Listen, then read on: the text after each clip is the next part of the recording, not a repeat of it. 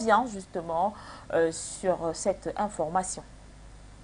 Droit lex sed lex, cette maxime s'applique à tous citoyens du monde et encore plus dans les pays africains, à l'exemple du Gabon, qui depuis 2019 a décidé de se lancer dans un combat acharné contre les détourneurs de la chose publique.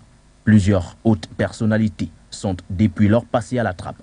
C'est le cas de Brice Lacruche Ayanga, ancien directeur du cabinet du président Ali Bongo Ondimba, et de plusieurs hauts fonctionnaires de l'administration gabonaise. Tous avaient été accusés de détournement ou de complicité de détournement de fonds publics.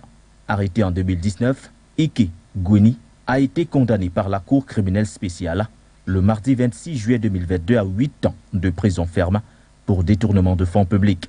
L'ancien porte-parole de la présidence a été reconnu coupable des faits s'étant déroulés entre 2017 et 2019 et écope également d'une amende de 50 millions de francs CFA ainsi qu'une autre de 5 milliards au titre de dommages et intérêts à verser à l'État gabonais.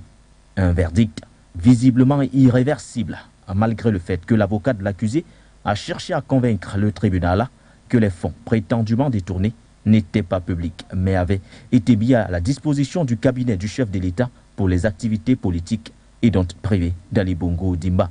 Déjà, le procureur avait requis une peine de 15 années de réclusion à l'encontre d'Ike Gweni.